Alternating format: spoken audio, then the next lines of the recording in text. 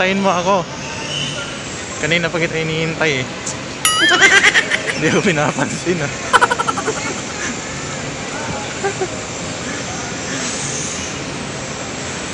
Huwag mo akong iwanan. Kanina pa ako naghihintay sa'yo eh.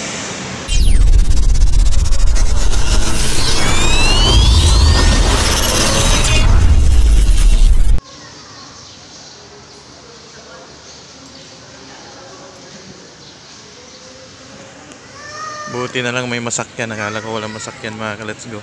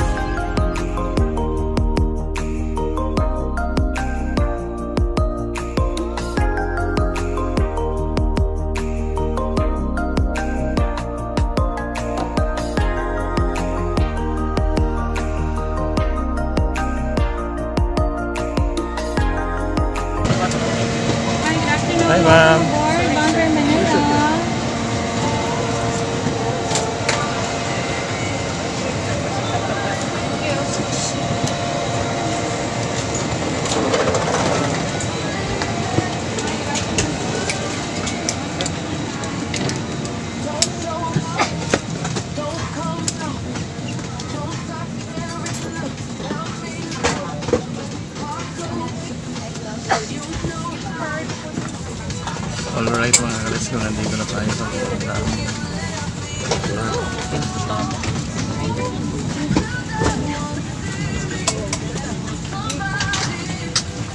Maya-maya na mga let's go, lilipad na po.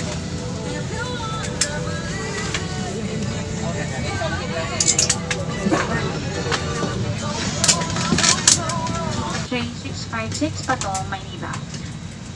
Kung ito yung tamang lipad, maaari po lamang natawagin ang pansin ng inyong cabin crew. And for everyone's health and safety, please be informed that Philippine regulations require guests on public transportation to wear face masks at all times, and if guests require assistance, may press the red call button. Sa mga panauhing nangangailangan ng tulong, maaari ninyong tawagin ang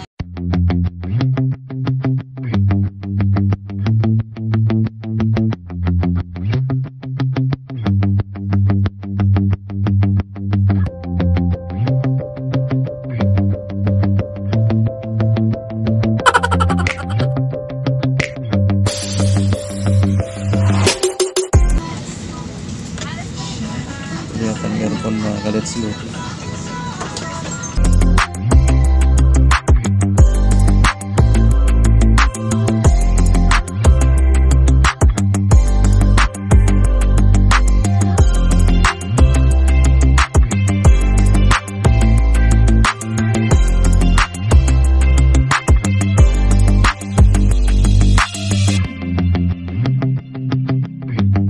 Oxygen masks will automatically drop from the compartments above you. Immediately grab the mask and pull it towards you, remove your face mask and put the oxygen mask over your nose and mouth. Pull elastic bands sideways for snug fit and breathe normally. Put your own mask first before assisting others. Keep it on until you are advised to remove it. In case of emergency evacuation, follow the lights that will lead you to the exits. For further Nagtipid sa kuryente mga let's go.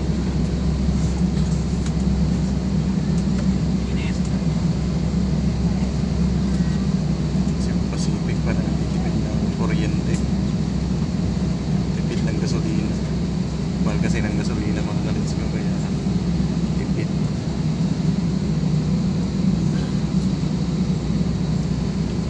Ride the flight na tayo mga let's go.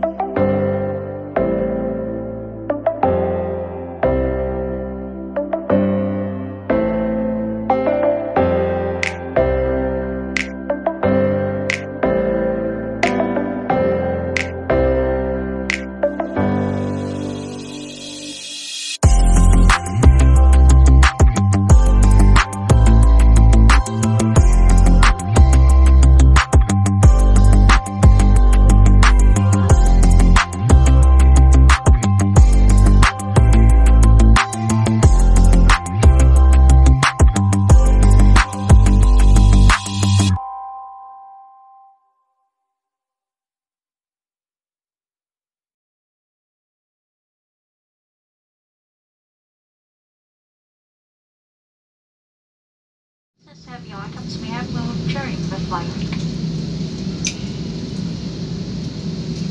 Mangyari po lamang na manatiling nakaupo at hintayin matanggal ang ilaw sa fasten seatbelt sign bago tumayo para kunin ang inyong mga kagamitan. Nais rin namin ipaalam sa inyo na ang paggamit ng palingkuran sa mga sandaling ito ay may na ipinagbabawal. Maraming salamat po. Thank you, ma'am. Sige po, salamat.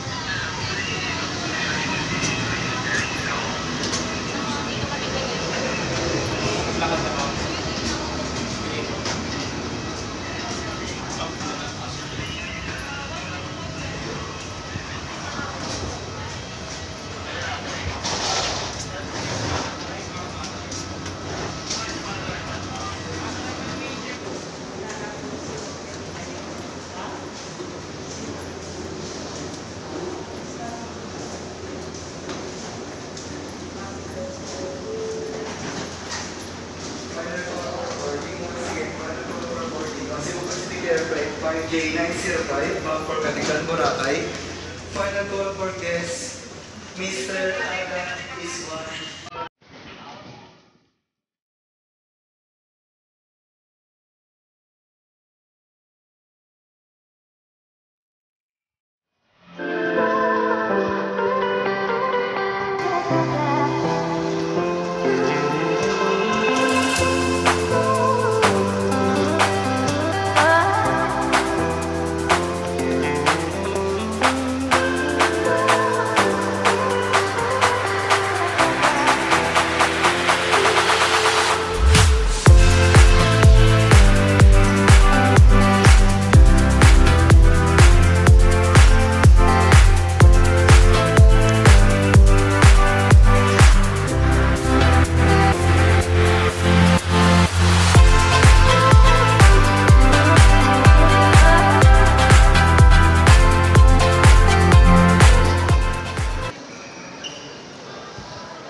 Hanapin natin mga ka-let's go yung gate 2. Doon tayo lalabas sa gate 2.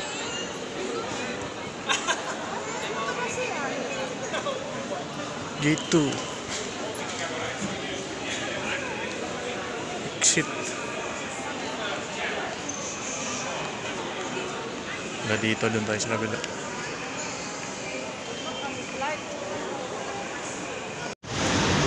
So ayun mga ka-let's go, nandito na tayo sa labas ng airport.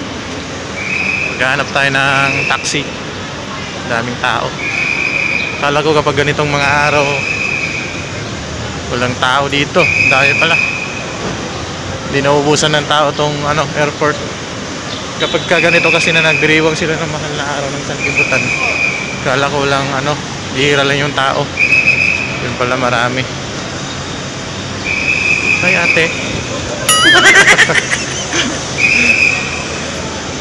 Hanapin natin si Papa. Hanapin natin si Papa. Papa Mok. B12. Hanapin daw natin yung B12 mga ka-let's go kasi yung B12 dun daw yung meter na taxi. B12. Pero ang daming tao. Pauwi dun sa probinsya yan. O papunta dito. May mga pauwi sa probinsya. May papunta rin dito sa Manila. B12. Layo naman. Hintayin mo ako. Kanina pa kita hinihintay eh. Hindi ko pinapansin ah.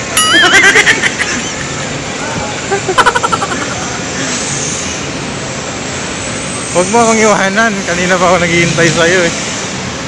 Uy! Day! Maghintay tayo dito ng taxi mga ka-let's go. B12 yan oh. Dito daw yung meter taxi.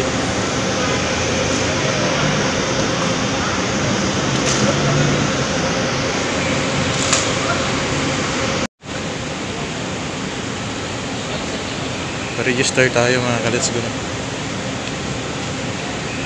Yung sakyan natin isa. Yung papel ha, wag niyo po ibigay sa driver. Sige ma'am. Mabalikan yung tubig. Thank you. Dito ako sasakay ma'am. Ay doon sa kabila.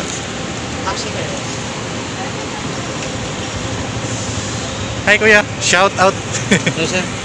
Sa Kamuning sa may Kamyas. Victory.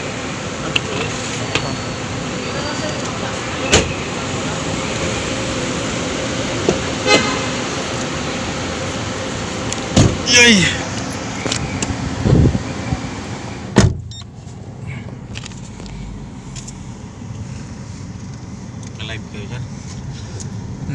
nagbablog.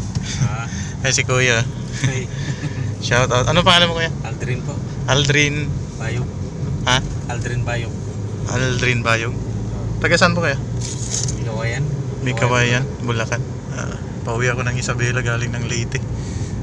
Sa Bila ka pa sir. Oh, pa Isabela ba? Ang haba ng biyahe.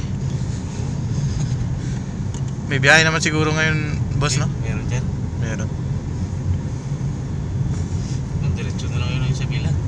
Diretso na lang. Hindi. May pinsan ako dito sa Cubao pero hindi na lang ako dadaan dyan. Ah, Diretso na lang para makapagbanding pagdating doon sa Isabela. okay sir. GC Tan TV, subscribe mo ako, sir. Sa? GC Tan TV, YouTube. Kasi mahilig. Mali.